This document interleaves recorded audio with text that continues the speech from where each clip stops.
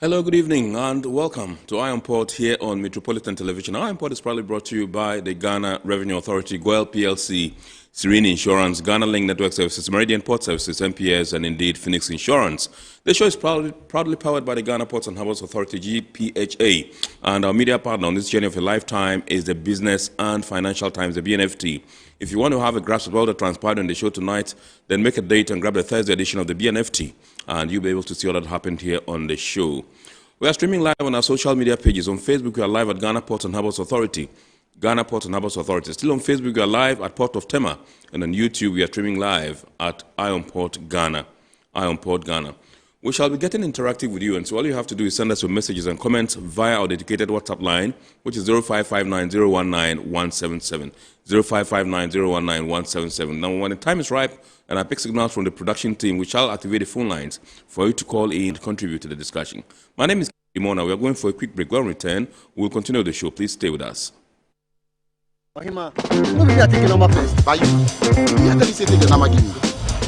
Guys, now I'm tired. I'll go on a date with whoever gets here first. Princess, really? Okay, I dey come. Shut up! Mame,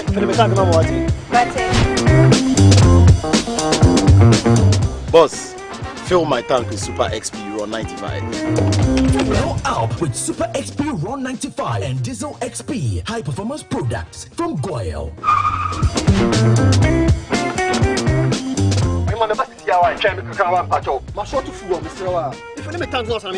Sorry, Tony got here first, so I'm stepping with him. Oh, cut him. Hey, go for mommy. Choose Super XP Ron 95 and Diesel XP for an energizing driving experience. Always go for GOIL Super XP Ron 95. GOIL, good energy. GOIL is good energy. Electricity, then pay your taxes. Yeah. Our taxes, our future. Because you see, without our taxes, we wouldn't have good roads, good schools, better hospitals, streetlights, and other very important social amenities. When we pay our taxes, we give our children free and quality education. Talga, my money too small. Why should I pay my tax? Look, small. Salifo, it doesn't matter how small or big your business or income is, you still have to pay your taxes. The little taxes from each and every one of us, when put together, could give your community clean water or that deprived school with tables and chairs. Please pay your taxes. It is your responsibility. It is your civic duty. It is the law. Impressive factory. If only I had listened to you, I wouldn't have been in this mess. That devastating fire virtually wiped out the whole factory and my warehouse. Remember my misfortunes last year? Serene Insurance Asset All Risk Fire policy that I took were there to pay for my damaged stocks in the warehouse, and my machines that were affected by the floods have been replaced. My accident vehicle is back on the road thanks to Serene Insurance motor policy. Currently, my goods are on the IC covered with their marine cargo insurance policy. I was just telling Ajima about Serene Insurance. Oh, Ajima, tell him more. As a road contractor, I make sure I do my contractors all risk insurance for the projects and then workers' compensation for all the workers on site. With Serene Insurance, they will make sure they will cover your unknown tomorrow today. Serene Insurance, a new face of insurance. Call us now.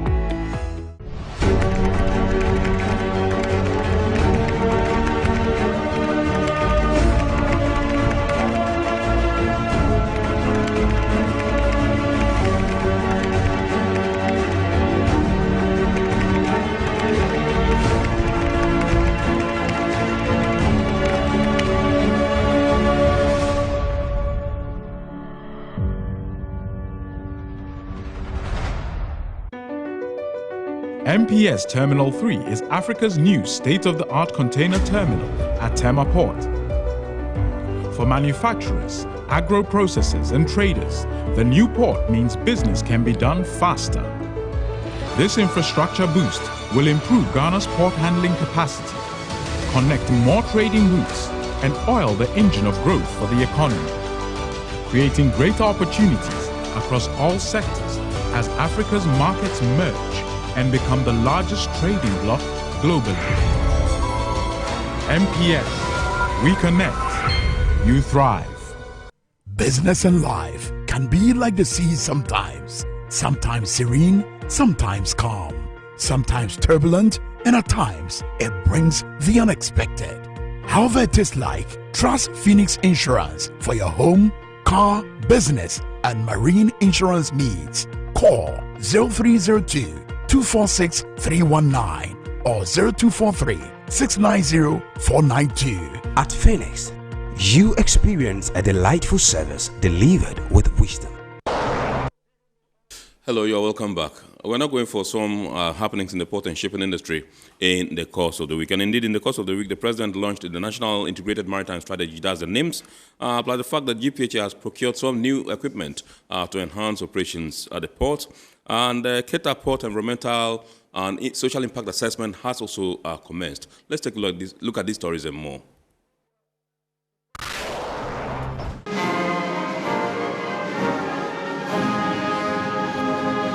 The National Integrated Maritime Strategy, which seeks to map out workable solutions to the industry's problems, has been launched. Another goal of the strategy is a strong blue economy that not only creates a substantial portion of national income, but also raises people's standards of living. It was launched by President Nana Addo Dankwa Akufo-Addo during the opening of the 3rd International Maritime Defense Exhibition and Conference 2023, held at Bema Camp in Accra. The 6-point strategy includes strengthening the framework for maritime governance, the safety and security of Ghana's maritime domain, development of a thriving blue economy, protection of the marine and coastal environment, promotion of capacity building, research, awareness, and knowledge sharing in the maritime domain, and the development of a dynamic and diversified regional and international cooperation. Minister for Transport Kweku Ofori-Esiama said the unified efforts of government, industry, civil society groups, and academia in bringing to life this strategy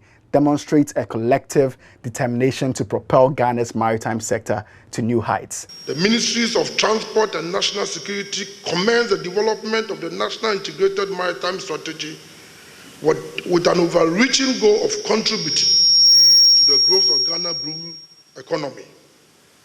Working through various technical committees, NIMS has been carefully crafted through collaborative efforts, drawing up the expertise of various stakeholders, including government agencies, industry leaders, and civil society organizations. President of the Republic of Ghana, Nana Akufo-Addo, doubled up on calls for maritime agencies to leverage technology for the development of the sector. I believe the maritime security agencies attending this program will engage the same spirit of collaboration in the conference deliberations to tackle the high cases of psycho and illegal, unregulated, and unreported fishing in this region. It is important to indicate that IUU fishing, for instance, is linked to piracy, human trafficking, and illicit drug and weapons smuggling. I thus urge the maritime law enforcers to consider using technology to break the vital link between these crimes and criminal syndicates. He expressed worry over inaccurate reportage damaging Ghana's reputation so far as maritime security is concerned. The fact that some ship owners reported a few unverified petty theft incidents at anchorages could not be equated to piracy in the context of international maritime law definition. As much as maritime rating stakeholder organizations contribute towards international shipping, they should be mindful of the implications of inaccurate reportage on a nation's ability to participate in global trade.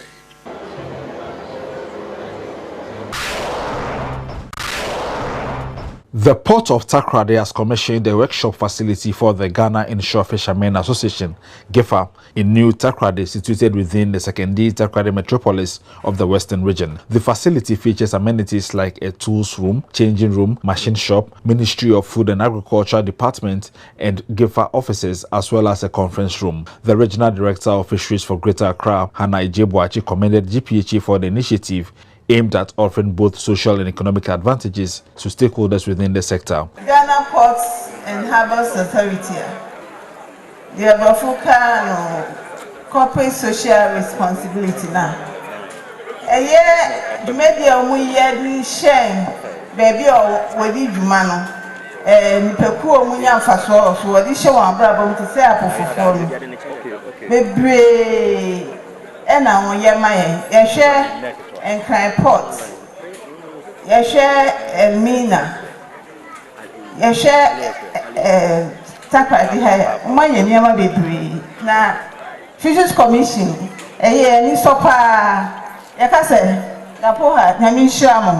GIFA's representative Eric Kofi Otu mentioned that the workshop would boost productivity and ease the burden of fishermen who traveled long distance for operations at odd hours to start fishing expeditions. The director of Takoradi Port, Peter Amobediako, expressed the port's commitment to enhancing the fisheries sector. He encouraged the community to take an active role in maintaining the facility by contributing through levies rather than relying solely on government support. One of the things that we lack is a maintenance culture. The idea about this is and phobia. No. Apofo wa hanya association for her so bia could you one city say ade we ye nya ye dia wo de mon kan boat owners wa ha mon kan canoe owners wa ha no bia ni one city na to si ye kan bom na se fanto painter edi de bia de ya aban ye kan aban. The Western Regional Minister, Honorable Kwabena Dako Mensam, entreated the fisher folks to consider diversifying their activities by participating in aquaculture. This approach, according to him, would provide support during times when they do not catch enough fish at sea, while also enabling them to generate additional income.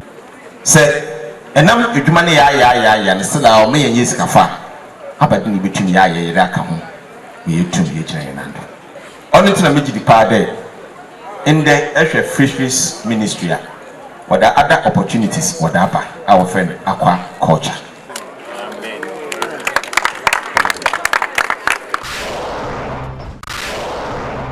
As part of efforts to retool the port of Tema, the Ghana Ports and Harbours Authority has taken delivery of a set of 27 tele trucks and 2 cranes, which will be put to use immediately. In addition, the authority also expects delivery of 10 laden reach stackers in phases between October this year and February 2024. The logistics manager at the Port of Tema said the investment in this fleet of equipment, which cost over $6 million, is geared towards improving service delivery at the port. Just behind me is a tele-truck.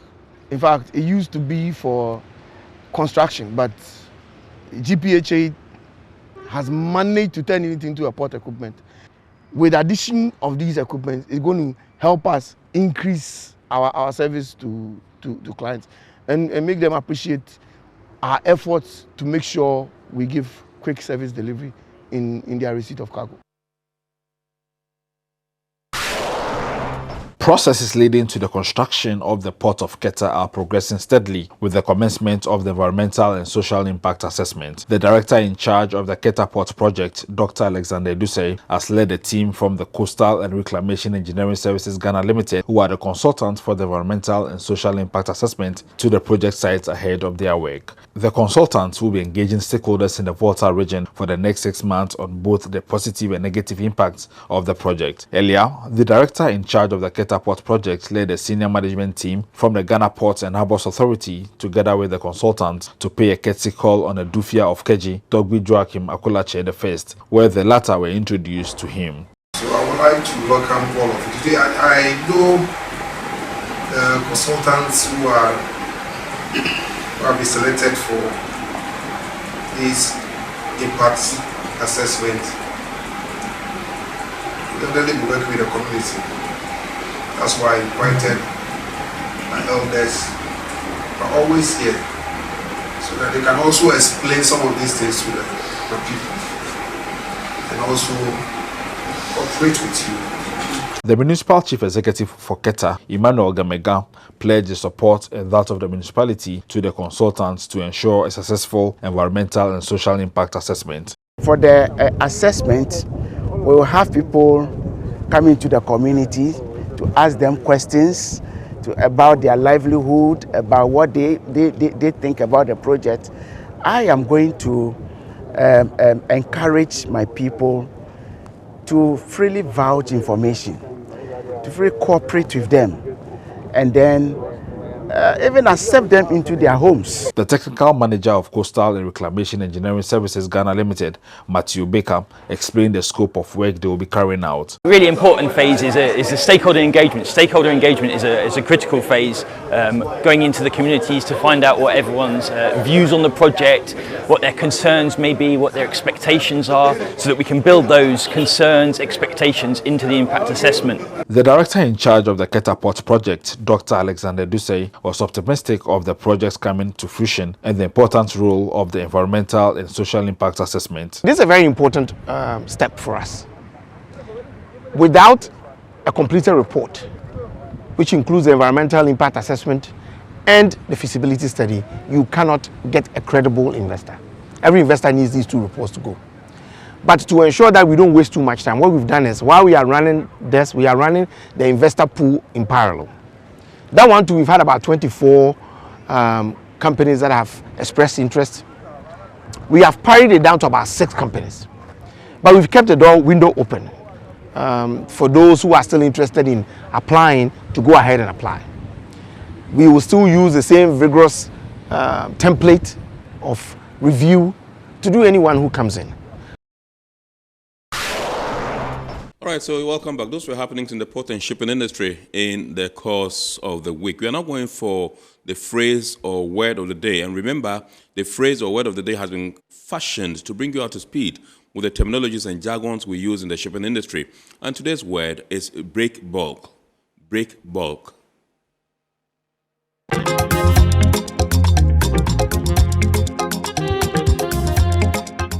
Break bulk. Break bulk refers to loose, non-containerized cargo stored directly into a ship's hold.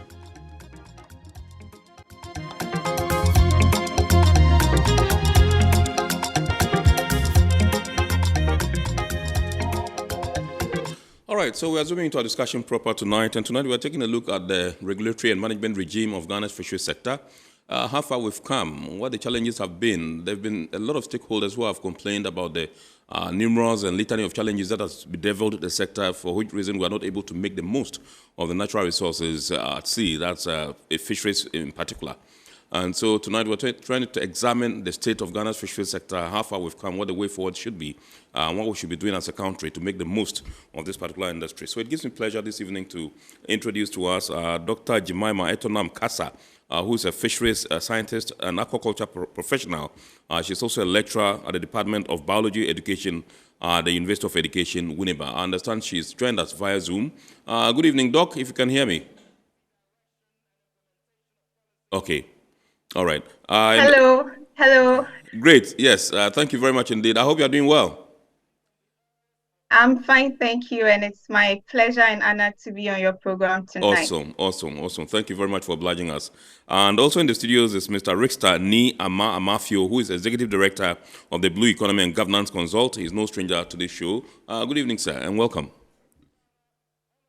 Yes. Good evening, Kennedy. And if you can draw your microphone close to you, I know you are doing some serious research for this. No, I'm just following some people. All right, okay. I almost said Bernard. Yes, Bernard is a politician. You're a good friend. I was looking at something that he has posted. So I was about actually, Togo and this thing. So I almost said Bernard. Kennedy. Okay, yes. Sorry, I'm good though. We're glad to have you. Thank you. I understand these days you are globetrotting. That's what he said. Yes. That's what he said. Doing a lot of business for the fishery sector. That's what he said, though. I don't know. I think I have a twin brother who looks like me, so when they see him flying, they think it's me. I see. Welcome to the show, though. Let me go. Doc has been on the Zoom for a while now.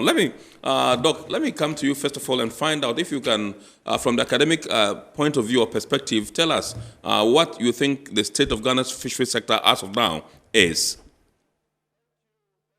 Okay, thank you very much, and thanks once again to your viewers. And hello, Richter. We've met a few times, so Hi, Doc. it's good to see you here. Good to see you, Doc. Yeah. Yes. So I would want to say that yes, the fishery sector has a lot of challenges. That's true.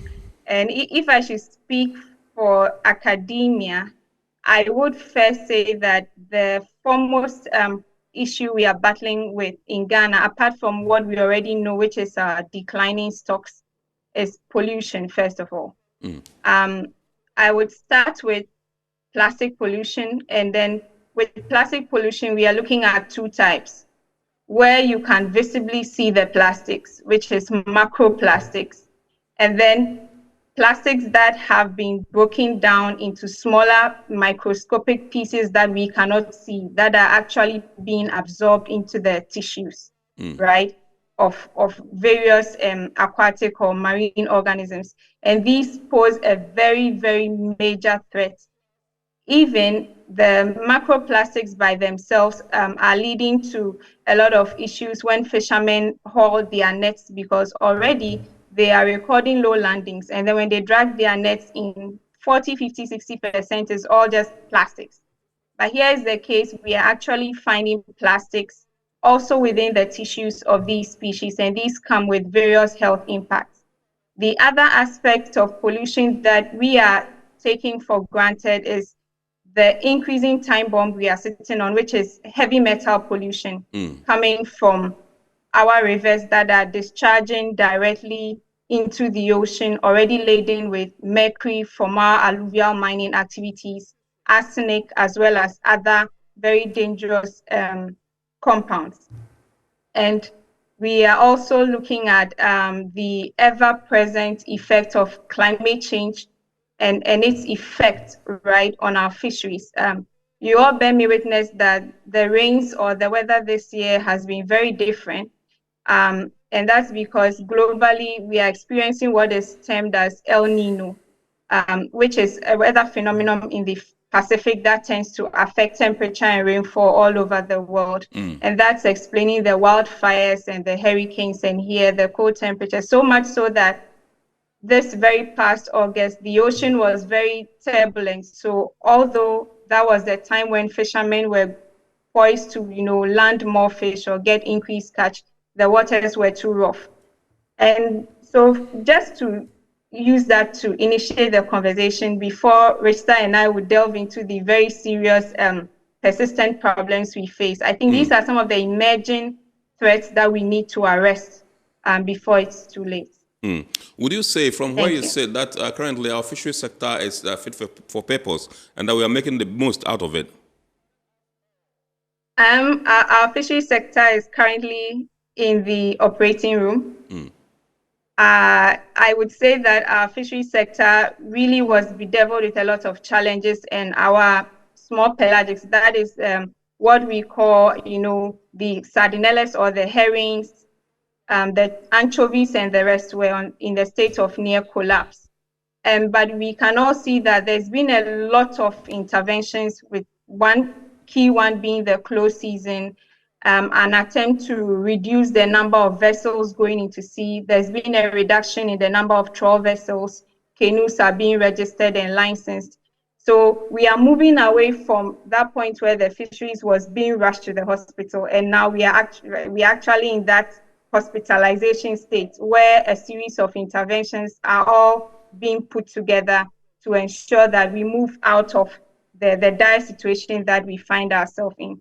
So I would say that I see a lot of progress having been made in the past 3 to 4 years compared to 5 years ago. So I wouldn't say hope is lost. I can confidently say that Ghana's fisheries are in surgery, and we hope for a good outcome. Awesome. You are staying with us until the end of the show, so don't go away. Let me come into the studios and engage Mr. Matthew and find out from you what you make of our current act. That's the Fisheries Act. Well, I think that we need to appreciate where the act is coming from. The Fisheries Act takes its root from the Constitution Article 269, which requires that on the commencement of Parliament, they were supposed to establish various commissions for natural resource sector, and one of the commission was the Fisheries Commission. And so the Act 629, 625 is the second. There was an earlier act that established a commission. So the 625 is the second one, which was promulgated in 2002. And what the act was basically supposed to do was to establish a Fisheries Commission. And so it does establish a Fisheries Commission. And so if you look at the act itself, there is establishment of the Fisheries Commission in the act and define who members of the commission should be. And then there is also committees of the commission, which includes settlement committee and all of that. Yeah. Then there is the secretariat of the commission, which was supposed to be headed by the director of fisheries.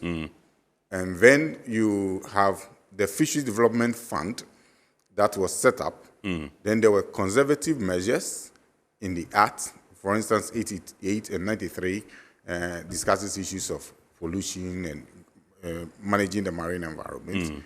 And then there are issues of conservation, so it defines who should own vessels and all of that. And then you have enforcement from, I think, Section 94.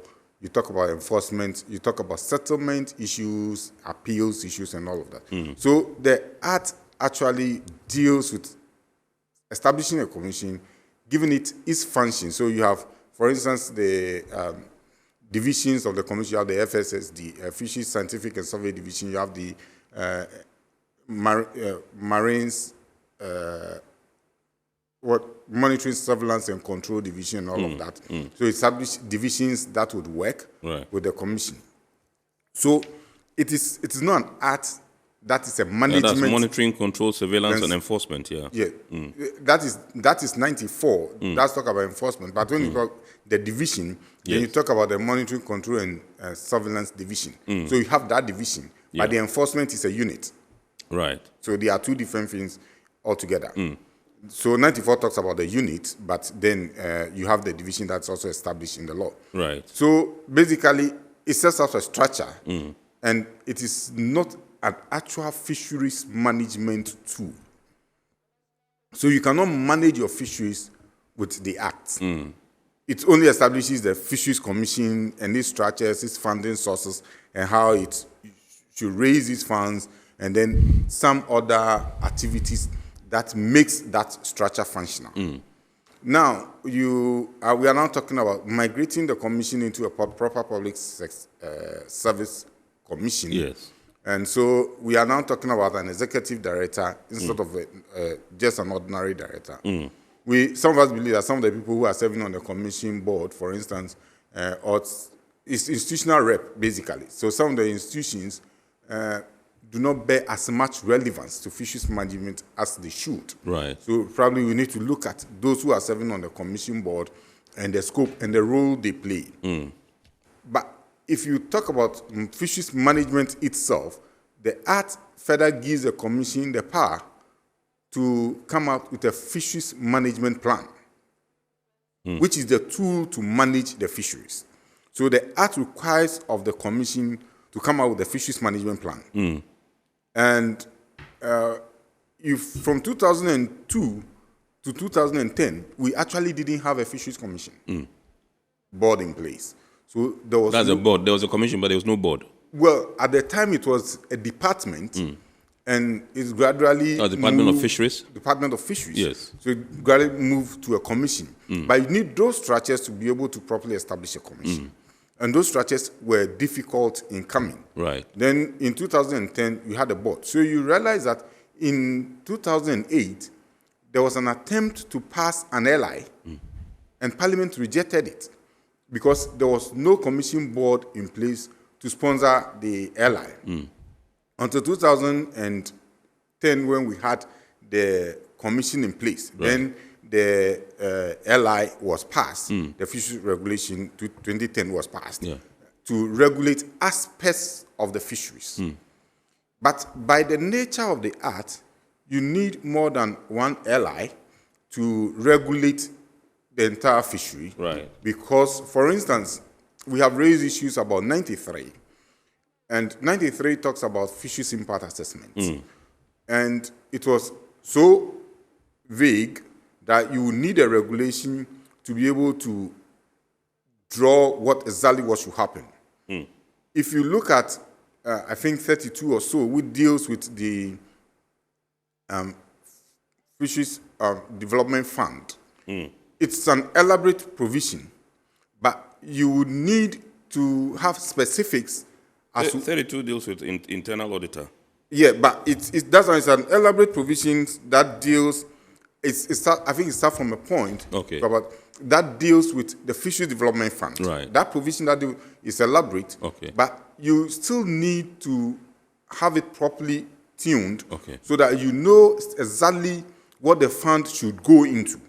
Because it establishes a fund, it talks about who should manage the fund, who the signatories of the fund should be. Yes. But when it comes to where you actually need to put the fund, there is a challenge. Yeah. It means that you will still need a regulation or an LI to be able to then know how to use the fund. Interestingly now, almost all the monies that were supposed to be paid into the fund now per some law now is paid into Government of Ghana accounts, GOG accounts at the Bank of Ghana. And Fisheries Commission used to take 100% of the IGF. Right. Now a percentage is paid as internally generated funds. Yes, Yeah. a percentage is paid to Fisheries Commission. So you need a regulation to be able to deal with some of these things. Right. So, well, the Act in itself establishes a commission. It shows what the commission should do, but it is inadequate in itself. Right. Even now, when you rewrite a new law, you need to write a new law that still establishes a commission. But you need to write a number of regulations to be able to regulate how the commission functions. Right. In order that we are able to manage the fisheries properly. Because an act in itself will only establish the commission per the provisions in the Constitution. Right. But what you would need now is to have a regulation as to how you have to regulate the fisheries sector and do so properly so that the challenges that Doc was enumerating may be dealt with. Because, for instance, yes, the law talks about the minister having the power to declare a closed season. What should be the nature and form of the closure? Because what we are having now is a general closure. Is it that you probably may have to look at area closures? Under what circumstances should you have an area closure? What should be the role of the scientists in deciding an area closure? If you want to look at the board meeting, what should they factor into their meetings and how they make their decisions? Right. We're in Rhode Island. We saw the Fisheries Commission in Rhode Island meet. They met in the open. They took input from the scientific and academia. They took input from other sources before they went into conclave to make decisions and set quotas. Right.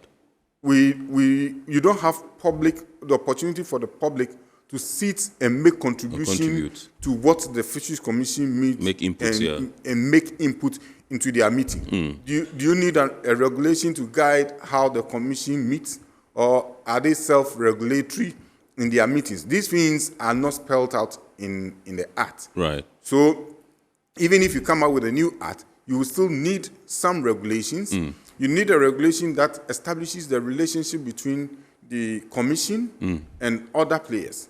For instance, we heard the Western Regional Minister say, fishermen could go into aquaculture. What are the arrangements for them to go into aquaculture? Because the basic thing that happens now, because you don't have a regulation on aquaculture. Yeah. You have an aquaculture policy, but you don't have a regulation in aquaculture. So the basic thing that happens is that people would have to go to Environmental Protection Agency for clearance. They come to Fisheries Commission for some permits. Yeah. Then they start. But which waters are available for aquaculture? What is the Fisheries Commission role in deciding that, okay, we can have so many people go into aquaculture? And in aquaculture, you may have cage culture, you may have ponds, you may have other ways by which people you may even look at mariculture, that is keeping the fish in the sea. Yeah. And even coastal fisheries, because you have people who are picking bivalves, the clams and all of that. How are we managing the coastal fisheries so that even if you want to now keep them and go into culture, when it comes to the bivalves, the shellfish, how are you going to do it? Because they are filter feeders. Right. And so if you have polluted waters, you may not have very healthy clams. They may even be dangerous to our health when we consume them. So how are you going to manage all of this? You need regulations. Absolutely. So yes, we have a law that establishes a commission, but we have not gone the step further to ensure that that law is operational. Right. And it can only be operational when you have regulations. So if you even write a new law and you don't take steps to ensure that you make it operational by passing the requisite regulation, it may still not be functioning. To be effective, it will be malfunctioning. All right. Let me come to Dr. Kasa and find out from you. Most of the time, we find industry players, we find academicians, we have experts telling us that we have vast potential in this particular sector that we have not been able to harness. Now, from your standpoint, how are we going to be able to harness these opportunities and turn them into real benefits to benefit the generality of the Ghanaian people, and particularly those living in the coastal areas where these seas and rivers are? Hello, Doc. Yes, Yes. hello. Yes. Yeah, so I want to pick up from where Mr. Matthew ended at. Yes. We have so much potential, especially because we've been over-reliant on what we call capture fisheries, what we can get from our water bodies. The issue currently that is on the table, and for me as someone who also offers training and extension services privately in aquaculture, is that, as Rista said, we don't have regulations spelling out, for example, how many people are we allowing to go into aquaculture, say, per year, or in terms of production volumes or statistics, what's the maximum tonnage of say tilapia that you can have or harvest from your cage. So we are having issues where we have a lot of water bodies with untapped potential, again because we've not been able to carry out a lot of research into the viability of such areas. And then we also need to look at what we call the carrying capacity of some of these water bodies, because if you take a look at what we call the so there's this stretch of water between the Akosombo Dam and the Akuse Dam. It's called the Kpong Head Pond. Okay, so the Kpong Head Pond is currently facing high levels of eutrophication or nutrient load, which is causing a lot of aquatic weeds to proliferate because there were a lot of cage farms in that area. So the waste from the fish and uneaten feed ends up enriching the water. Okay, so what's the regulation saying? That you can only have X number of cages or Y number of fish in this particular water body at this particular time. And then while we also want to promote aquaculture, what's the capacity for highly qualified extension officers to offer advice? We currently have a lot of amateur fish farmers picking up their experience from YouTube, and they run into a lot of problems. And when they contact us and we try to give them the right, scientific, sound, proven advice, they will tell you, "Oh, I saw this thing on YouTube, and so I'm doing it." And then they always run into problems. Back again to pollution. What's the state of our coastal water bodies? If we have bivalves, currently, I have a few of my colleague researchers who are malacologists. That is, they are working on shellfish, specifically oysters, to map out areas that are pristine or good enough, to set up, for example, oyster culture facilities. But it turns out that a lot of the coastal water bodies are unsuitable because they are polluted with different kinds of pollutants, both nutrients from farms, both pesticide, weedicide, and again, the almighty heavy metals and other things from mining.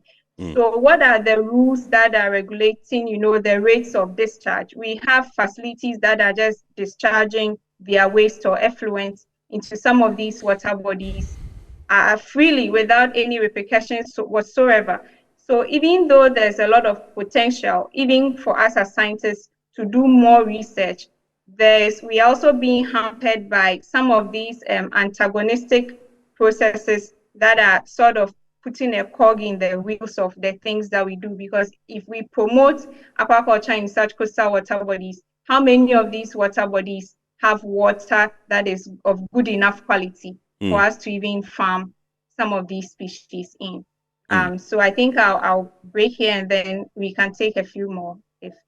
All right, so I just want to find out from you how you think we're going to be able to manage our fisheries resources to the extent that we can benefit everybody and to improve the socio-economic well-being of the Ghanaian. Okay, so with what we are saying, we are looking issues at issues of sustainability. Yes. Yeah. We are looking at what we are calling the ecosystem-based approach to fisheries management, which is what Ghana is actually working with. And this is that we are not just looking at the fact that we should have enough fish to eat, but then the livelihoods of our fishermen, as well as the environment itself, should be taken into consideration.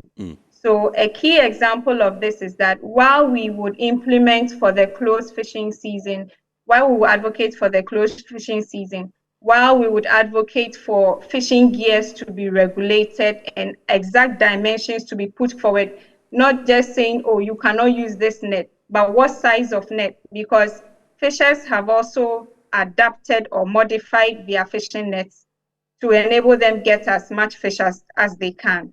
Okay, so while we are looking at how best we can get enough fish so that the future is assured, what are we doing about the livelihood of the people, the fishermen themselves? And that leads us to what we call blue justice. Is there equitable distribution of amenities or resources? And what is coming from the ground right now is that the fishermen are saying that they need cushions for the closed season. They want insurance policies. Whatever relief items that were distributed to them may not be enough. A few sacks of rice or a few bottles or jars of cooking oil may not cut it. But we really need to press forward with the alternative livelihood strategies, and even again, climate change mitigation and resilience, because we are losing a lot of fishing villages and landing beaches, even to the impact of rogue waves. So a few landing beaches don't exist anymore. Even if we want the fishermen to move, do we appreciate the fact that their way of life is tied to the ocean? How best can we bring about a gradual change instead of just saying, you need to move out of this place, or we are giving you a few sacks of rice for you to be able to survive the closed fishing season? We need to actually lift our fishers out of this dependence on handouts or subsidies so that they can also, fend for themselves based on their own resourcefulness. And I think that in as much as we are saying yes, and this is also based on research I've done, that our fish stocks are collapsing, and these are some of the things we need to do. We should also look at the fishermen themselves and their socio-economic, aspects, so that we can bring up regulations and laws that encapsulate, the entire fishery sector and not just zoom in on one aspect of it. All right, I'll be coming back to you. And when I come back to you, I would want to find out, there's this current trend where I think people are moving away from tilapia, and the ish thing right now is catfish, where a lot of people are doing catfish. I know a lot of catfish joints all over, I mean, in recent times. And I don't know whether it's because it is very easy to, to grow. And they call it point and kill. And you can go and get one, they measure it, and it's like 200 Ghana cedis, just one. I mean, when I come back to you, I want to find out from you why you think there's this particular trend and why a lot of people are placing emphasis now on catfish rather than the tilapia that, a lot of people used to enjoy. Absolutely. So I'll come back to you. Don't go. When I come, that's what you'll be responding to. Yes. Let me come to Mr. Matthew and find out from you. We've grown as a country, and I know that sometimes when we need consultants to deal with issues pertaining to our sector, as the fisheries sector, we find the European Union and other foreigners appointing some of these consultants for us. Some people call that foreign interference and all that in our space. What do you think we should be doing? Do you think that is the right thing to do, or we have the requisite expertise in our country to be able to turn things in this industry or in this sector around for the better, betterment of the generality of the Ghanaian people? Thanks, Ken. You are just talking to a fantastic consultant in DOC. Yes. Last time you have Prof. Ayato here. One other time you have Prof. Nunu. Absolutely, yes. Yes. Also here. The other time we spoke with Prof. Ahito as well. Yeah, you had Dr. Kamaldeen. Yes, absolutely. I know people like Professor Agrifin and many others. Yes. In fact, all the three major universities, UKN University, UCC, Legon, and EW have very good scientists when it comes to the science bit of the fisheries sector who have interacted with our people. What do consultants do? They pick information from people and put them together and advise as to what the challenges are, how those challenges could be resolved, and the way forward. Yeah. And so you basically have a lot of learned people, high level, the academia, who have done series of research and could do anything. If it comes to writing the law, you have expert professionals. Right. Like I said, you have someone like Dr. Kamaldeen in your studio. Absolutely, yeah. He's a fantastic marine lawyer. He understands basically everything. We used to have this man, Prof. Chimeni, who had traveled extensively. And we have people like Dr. Rashid, super maritime expert, and others. You have Prof. Apalo. So you have basically all the resources that we need in this country, and we don't need to look to you. But what the challenge is the dependency syndrome. Right. Because if the people are the ones giving you the money to do the things you need to do in your country, they'll dictate. Then they will dictate as to how they want it done. You see, the problems we want to solve in our country are not the same problems that the EU or America may want to solve. So, for example, when we go for ICAT meetings, that's the International Commission on the Conservation of Atlantic Tuna meetings. Come again? ICAT, International Commission for the Conservation of Atlantic Tuna meetings. Yes. The EU comes with its own agenda, America comes with its own agenda. Do you, from Africa, also go with your own agenda? So then we are in between, and that has always been the challenge. Because we are never able to conclude. But let me give you an example. US comes, and they come, because at ICAT, apart from when the Standing Committee on Science and Research gives their scientific presentation, almost everything that would be left would be politics and trade. Right. So we go and there's nobody coming from the Ministry of Trade. We don't have any scientists coming with us, apart from the scientists at the Fisheries Commission. But they come with lawyers, various experts, who are giving advice from the background, and you go into negotiations with them, and they have all these experts who are advising, and because I can't make decision by consensus, you generally may have a few people that may disagree. Right. You have Guatemala and others, they come in and they form blocks. And then you have African countries that may agree. One time we were, I think from Croatia, Ghana had basically, we knew we were done with whatever we want, we were happy with the decision. Then Gabon got up and said, well, we disagree with everything. And muddied the waters. And muddied the waters for us. So even at Africa, we have at LAFCO, which is the African bloc. We still get there. Some element of division. And then because I know, for instance, the rep from one of our sister countries comes there because the EU funds his trip to ICAT meetings. And said, well, my country won't sponsor me, so it's the EU that brings me here. So whom is he representing? Whose interest? So until we are able to take our destiny into our hands and decide to do things by ourselves and do things to suit us, we'll have some of these challenges of getting the EU and others who are sponsoring what their interest is to now decide what we should do and how we should do things in order that the benefit will come for them. And I've said this several times. For instance, one of the key issues we have with the EU has to do with the fact that they want easy access into our fishery waters. The way they do it in other countries. Yes. And they have not had that opportunity. And so it's become a major standoff point between them and us. But we cannot just give out our sovereignty like that. Yeah. We need to build internal capacity. People have raised issues. We have a lot of foreigners in our industrial sector. But what are we doing as a country to build our own internal capacity? Yeah. So that our own people can manage and run our vessels. We've raised these issues several times. We've spoken about it several times. You need a clear policy intervention. Right.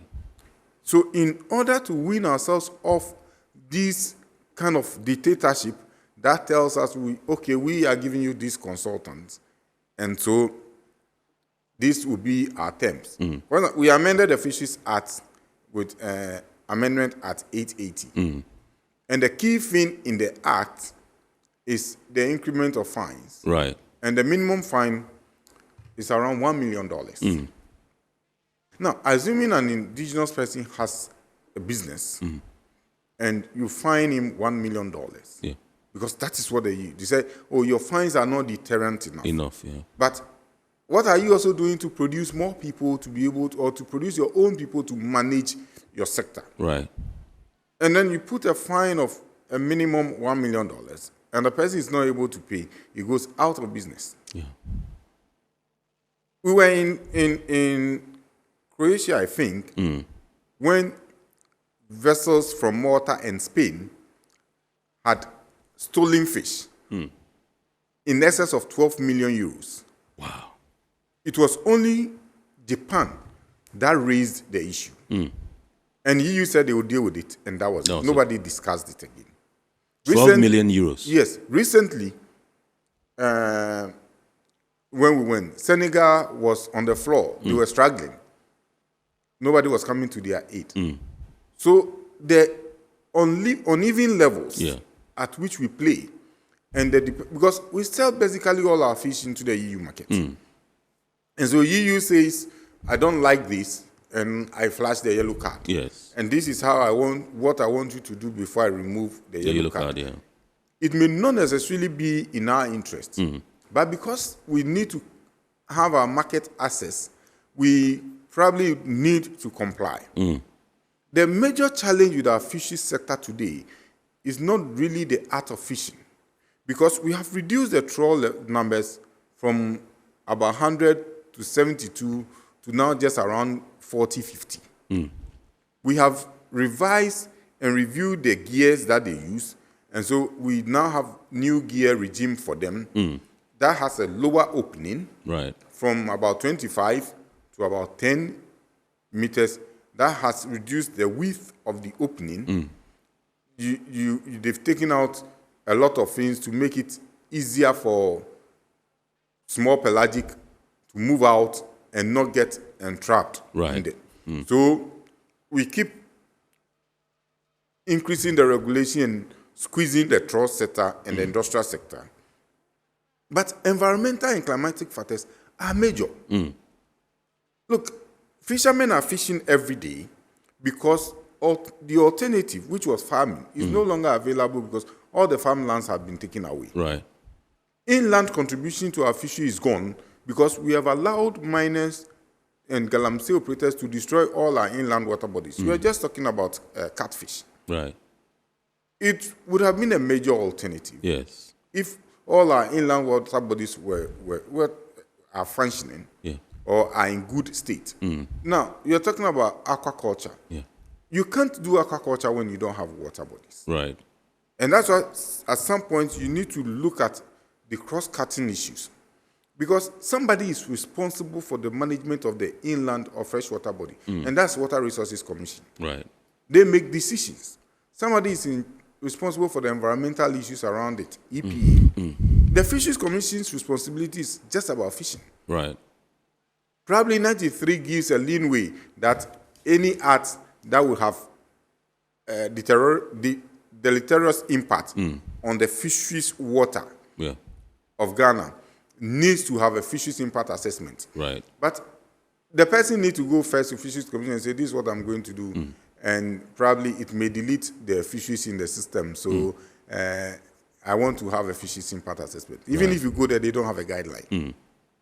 So you need to now think about how to manage these institutions so that Water Resource Commission, for instance, will know that you need the water body to be able to even think about the aquaculture that you are talking about. And some of us have raised the argument, is it possible to start ring fencing some of the water bodies we think are in good condition so that we don't allow people to start having galamsey or mining or any other thing that will destroy the quality of those water bodies? If you travel abroad, shellfish fishery is a major industry. Shellfish fisheries have high values, but nobody would want to eat from this kind of water bodies that we have when you go into shellfish production. We saw one shellfish culture site in Rhode Island. It was huge. And people love it because they are filter eaters. They clean the waters also for the system. But when you are polluting all your water bodies, nobody would want to eat your shellfish. So you cannot even export them. But shellfish is of high value. So you probably may have to start looking at how to close these water bodies. And you see, people are changing their taste. You say people are eating catfish now. People are moving from, once you package it well, people will begin to take it. So you create alternative for the fishermen. And when you are talking about coastal fisheries, the women in the area would easily be able to go and pick shellfish, and then they would be able to prepare them for the market. So it means that they will have some livelihood activity that they could depend on. So we have a big challenge when it comes to exactly what we are doing in terms of what we have as a regulation and what we need to do. And because we are not able to manage that well, we have created that lacuna, which allows the EU or the US to come and say, well, we will do it for you. And when we will do it for you with our money, then we'll do it at our own terms. And if you are not able to meet their terms, then they say, well, you are trading with us, and we have sanctions, because our people cannot consume fish that were illegally caught. I heard His Excellency the President, when he was making the speech, say, oh, cycle. You see, when we deal with an issue, we don't celebrate the success. Because nobody is doing cycle today. So probably if the person was writing the His Excellency's speech is aware that nobody is engaging in cycle today, may rather have the President praise the success we have chalked in that direction. But once the His Excellency President says, oh, let's deal with cycle, it becomes a major statement that His Excellency has made. And somebody somewhere will say, well, Ghana is still doing cycle, and the President has said it. So let's hold their neck for cycle. Because one of the key reasons we have a yellow card is because we were cited for doing cycle. And it's not somebody's law, it's our own law that says that you cannot do transshipment at sea. The Minister for Fisheries and Aquacultural Development is on record recently to have said that pretty shortly or very soon the EU has promised to remove that yellow card from us. I would want, when I come back, I would want to find out from you whether you think that it's an indication that we are beginning to do things right. But for now, we're going for a break. This is Iron Port here on Metropolitan Television. And tonight, we're taking a look at the regulatory and management regime of Ghana's fisheries sector. And with us in the studios doing the discussion tonight, Mr. Rickster Ni Amafio, who is the Executive Director of the Blue Economy and Governance Consult.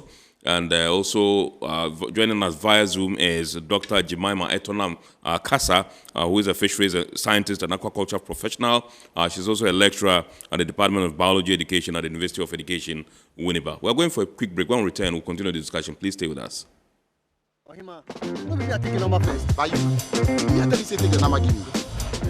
Guys, now I'm tired. I'll go on a date with whoever gets here first. Princess, really? Okay, I come. Shut up! Mame,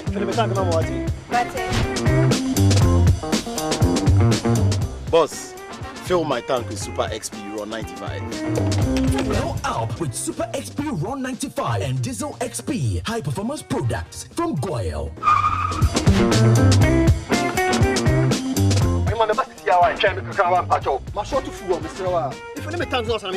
Sorry, Tony got here first, so I'm stepping with him. Oh, cut him. Hey, go for a Choose Super XP Ron 95 and Diesel XP for an energizing driving experience. Always go for Goyle Super XP Ron 95. Goyle, good energy. Electricity, then pay your taxes. Yeah. Our taxes, our future. Because you see, without our taxes, we wouldn't have good roads, good schools, better hospitals, streetlights, and other very important social amenities. When we pay our taxes, we give our children free and quality education. Talga, my money too small. Why should I pay my tax? Look, small. Salifo, it doesn't matter how small or big your business or income is, you still have to pay your taxes. The little taxes from each and every one of us, when put together, could give your community clean water or that deprived school with tables and chairs. Please pay your taxes. It is your responsibility. It is your civic duty. It is the law. Impressive factory. If only I had listened to you, I wouldn't have been in this mess. That devastating fire virtually wiped out the whole factory and my warehouse. Remember my misfortunes last year? Serene Insurance Asset All Risk Fire policy that I took were there to pay for my damaged stocks in the warehouse, and my machines that were affected by the floods have been replaced. My accident vehicle is back on the road thanks to Serene Insurance motor policy. Currently, my goods are on the high seas covered with their marine cargo insurance policy. I was just telling Ajima about Serene Insurance. Oh, Ajima, tell him more. As a road contractor, I make sure I do my contractors all risk insurance for the projects, and then workers' compensation for all the workers on site. With Serene Insurance, they will make sure they will cover your unknown tomorrow today. Serene Insurance, a new face of insurance. Call us now.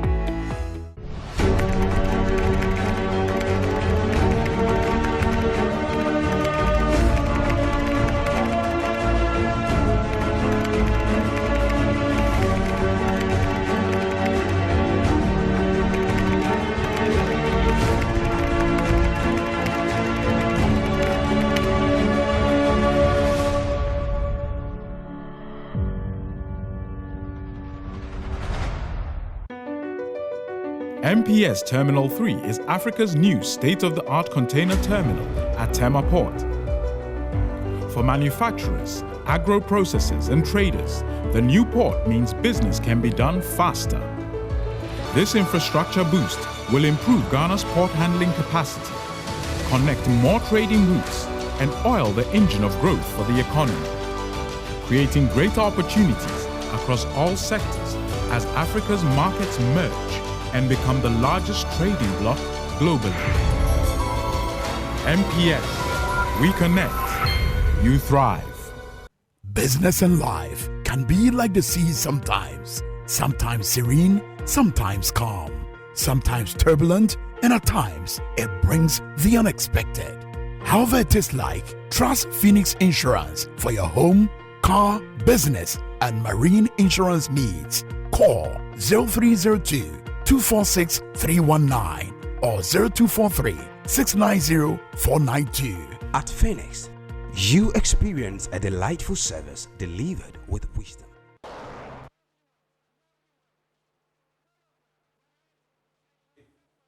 You're welcome back. This is our report here on Metropolitan Television, and tonight we are taking a look at the regulatory and management regime of Ghana's fisheries sector.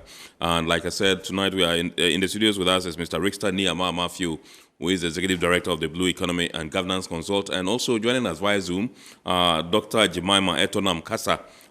She's a fishery scientist and aquaculture professional and a lecturer at the Department of Biology Education, University of Education, Winnipeg. Doc, I said I was going to come to you, and when I come to you, I told you I wanted to tell us why you think there's so much craze about catfish now, rather than the tilapia that we used to be very, very crazy about. But I've been told that we can activate the phone lines for you to call in and contribute to the discussion.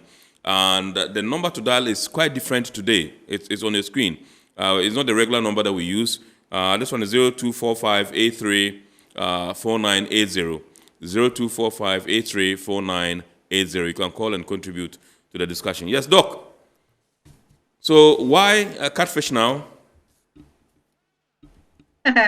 Okay, so the catfish craze has been quite recent, but it doesn't mean that catfish was not farmed in Ghana before. Mm. And let me just point out here that a lot of people get confused about what is mudfish and catfish. Mm. So let me just inject in here that what we are calling the catfish that people are grilling is a type of catfish we call Claria species. Okay. There's a closely related species also called Heterobranchus, and people farm these two as well as their hybrids. Mm. And so these are actually mudfishes. So if you say mudfish, we are talking about a type of catfish because we have a lot of different catfish species. Right. The perception is that catfishes are hardier and easier to, culture, whereas tilapias are a bit more sensitive. But people also have the erroneous impression that, as for catfish, because you can already find them in stagnant water or water with low dissolved oxygen levels, you don't really need to worry yourself much. About and you feeding. hear statements like, They'll survive. but tilapia, they are. Yeah. So people are looking for an easier way of culturing without implementing the right management practices. Right. But what happens is that if you just say because of that you are going into catfish farming, you will not get the maximum gains or results that you need, because if you follow laid down, tried and tested procedures and protocols, you are going to be very impressed at the end of your harvest cycle. I also think that the whole catfish thing the craze has gone up also because of our neighbors from some of our neighboring countries who have it as their delicacy. For instance, but Nigeria. There's a problem now. Yes, it's our Nigerian brothers and sisters who have it as their delicacy. And because we now have a lot of them living among us, they've also brought in that, and there's become we now have a heightened acquired taste. Absolutely, yes. For it. Yes. However, I want to say that a lot of people are rushing into the catfish business without prior advice, and so their expectations are very high. And what we are seeing now is that people have fish, but they don't have buyers. And we are always getting calls because the marketing has been poor. So we always say that before you embark on your small-scale aquaculture venture, don't just go in because everybody is doing it, but make sure you have the right training, your facility, is set up, organized, and that you have your market beforehand, before you even start production. Right. A lot also don't get in touch with, officials from the Fisheries Commission's demonstration farms or the Water Research Institute's various aquaculture centers dotted around the country. We have one in Akosombo. There's the PAC in Kunu Odumase. There's also one at Doma Hinkro. And there's a Shaima demonstration farm. And there's also a new facility at Oyarifa. And there are also newer and then well-trained fisheries extension officers now. If we try to just watch what we see on YouTube and do our farming in isolation, you will not be happy. You will lose. You will so lose. So just because people are thinking, oh, we can do it, everyone is doing it, it doesn't mean you should also just hop on. But you need to get in touch with the right consultants who can, give you the best advice that will help you, carry out your management practices in a very good and sustainable way, so that your activities are profitable at the end of the day.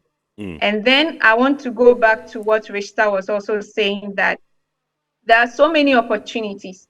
And even in the aquaculture sector, there are opportunities as well for value addition and export, especially to the European Union. Unfortunately, there are so many rules and regulations before you can even export, because you need to look at your farm records. How do you discharge your residue? How do you ensure that you are not using any foreign substances like antibiotics? What kinds of medications are you using? How often do you check your water quality?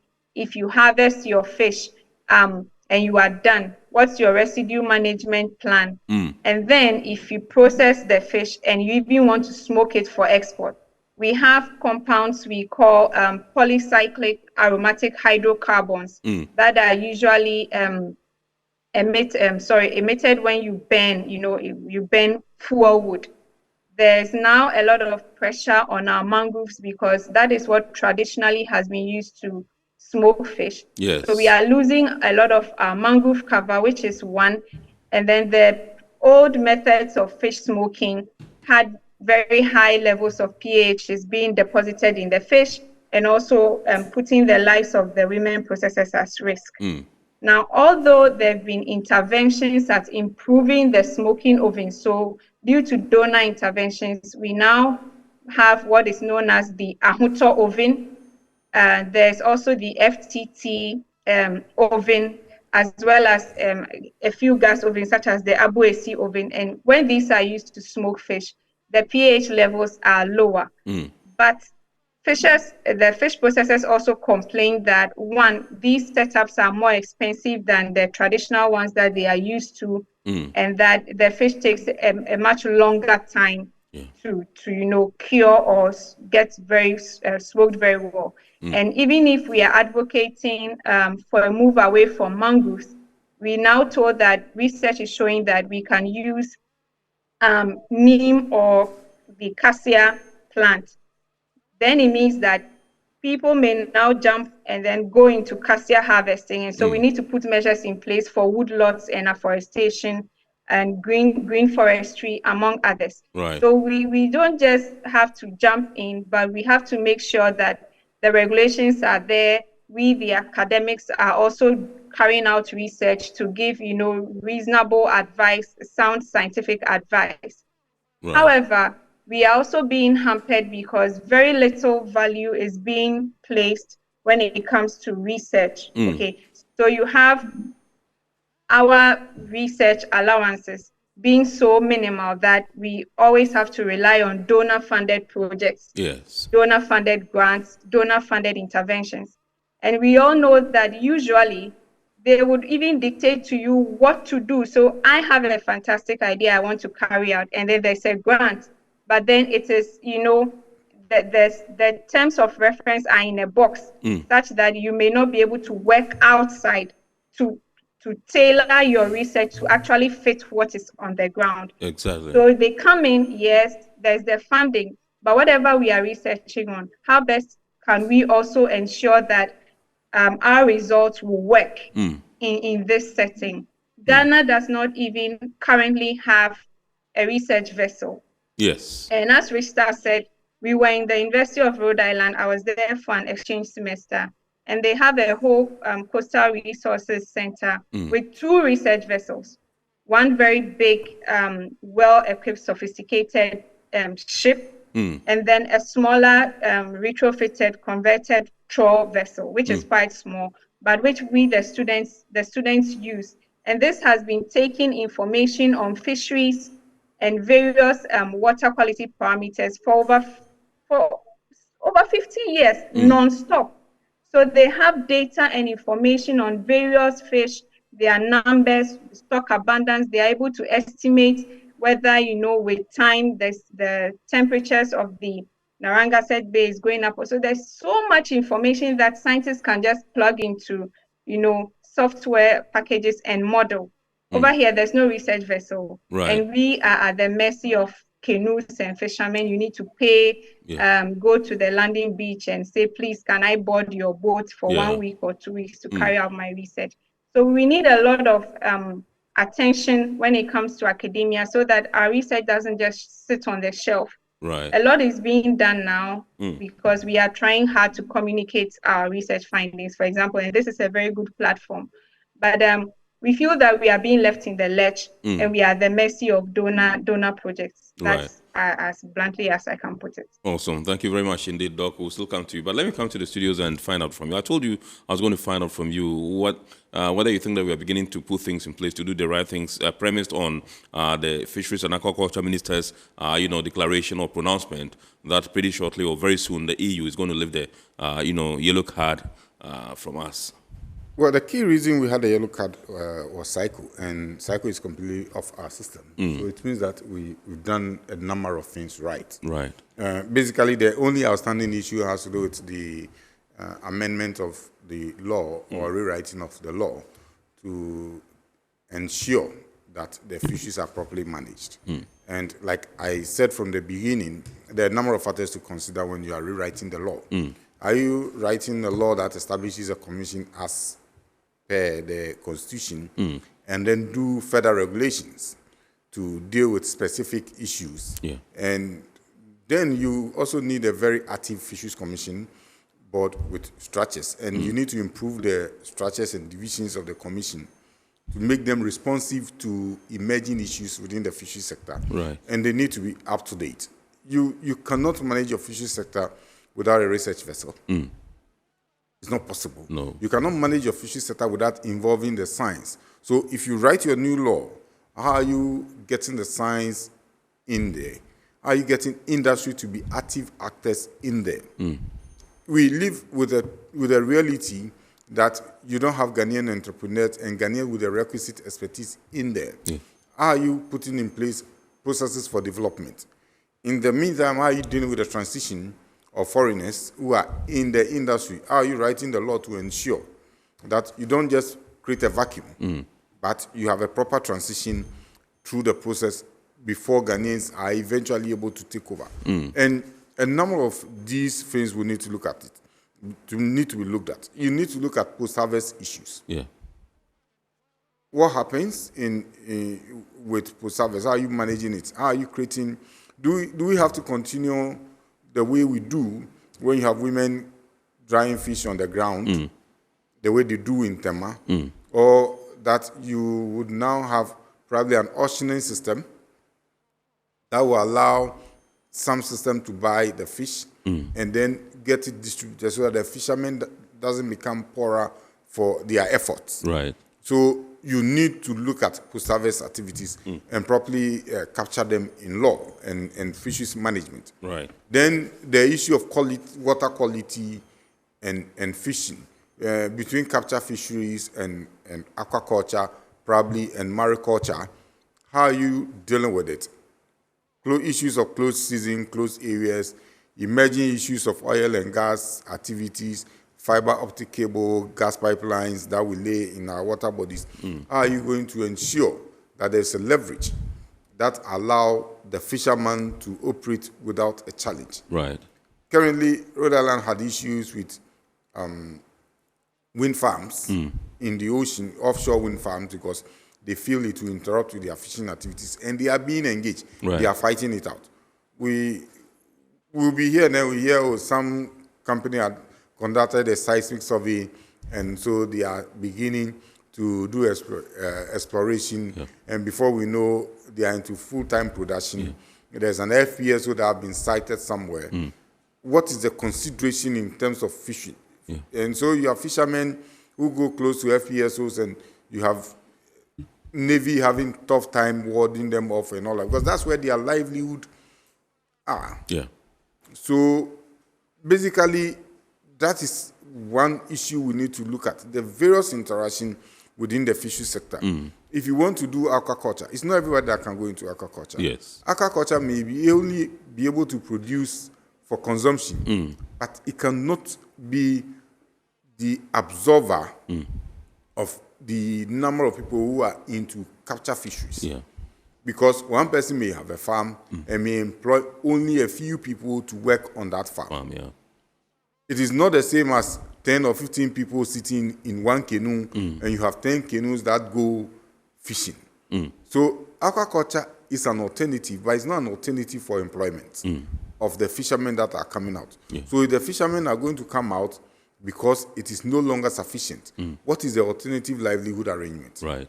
How are you ensuring that they develop new skills early enough in life so that they don't have to go in there in 10, 20, 30 years before you say, well, it's no longer sustainable.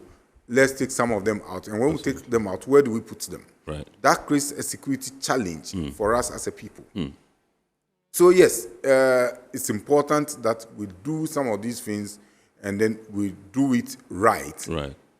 But we need to have a clear plan as a country.